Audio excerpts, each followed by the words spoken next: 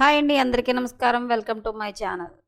రాష్ట్ర పెన్షన్దారులకు big update అయితే వచ్చేసిందండి. ఇకపై పెన్షన్ అయితే చేతికైతే ఇవ్వరు, డైరెక్ట్ అకౌంట్లోనే వేయనున్నారు.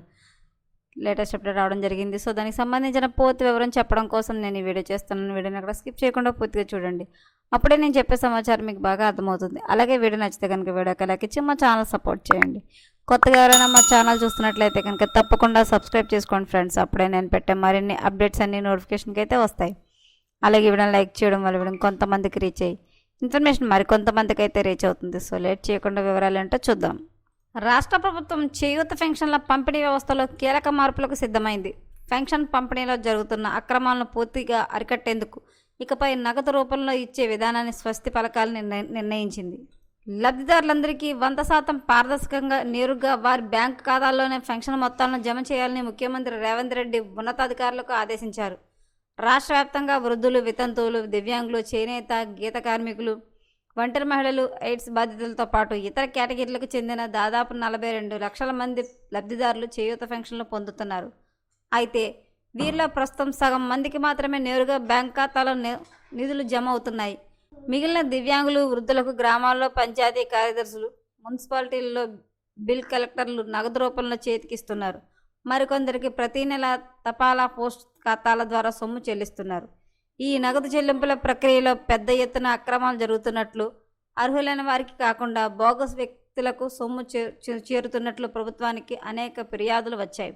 మరోవైపు పోస్టల్ కార్యాలయాల ద్వారా పెన్షన్ తీసుకునే వృద్ధులు, దివ్యాంగులు గంటల తరబడి ఎండలో క్యూ లైన్లో నిలబడి తీవ్ర ఇబ్బందులు పడాల్సి వస్తుంది. ఈ సమస్యలన్నిటికీ శాశ్వత పరిష్కారం చూపించేందుకే సీఎం రేవంత్ రెడ్డి ఈ నిర్ణయం తీసుకున్నారు. ముఖ్యమంత్రి ఆదేశాలతో రంగంలోకి దిగిన రాష్ట్ర పేదరిక నిర్మూలన సంస్థ కొత్త విధానం అమలుకు వేగంగా సన్నాహాలు చేస్తుంది. ప్రస్తుతం చేతికి నగదు రూపంలో పెన్షన్ తీసుకుంటున్న వారందరికీ కొత్తగా ఇండియా పోస్ట్ పేమెంట్స్ బ్యాంక్ లేదా ఇతర బ్యాంకుల్లో కొత్త ఖాతాలు తెరవాలని నిర్ణయించింది. లబ్ధిదారులు ఈ ఖాతాల్లో జమ అయ్యే సొమ్మును తమకు అవసరమైనప్పుడు నేరుగా బ్యాంక్ లేదా తపాలా శాఖకు వెళ్లి తీసుకోవచ్చు. ఏటీఎం సెంటర్ల ద్వారా ఎప్పుడైనా విత్డ్రా చేసుకునే సదుపాయాన్ని కల్పిస్తున్నారు. బ్యాంకింగ్ నెట్వర్క్ అనుసంధాన ప్రక్రియలో భాగంగా ప్రస్తుతం రాష్ట్ర వ్యాప్తంగా లబ్ధిదారుల నిర్ధారణ కోసం లైవ్ అథెంటికేషన్ కార్యక్రమాన్ని అధికారులు ముమ్మరంగా నిర్వహిస్తున్నారు. అర్హులైన వారెవరు, బోగస్ పెన్షన్లు ఏవైనా ఉన్నాయా అనే కోణంలో ఈ క్షేత్రస్థాయి పరిశీలన సాగుతోంది. జూన్ నెలాఖరు నాటికి ఈ లైవ్ అథెంటికేషన్ ప్రక్రియను 100% పూర్తి చేయాలని గడువు విధించారు.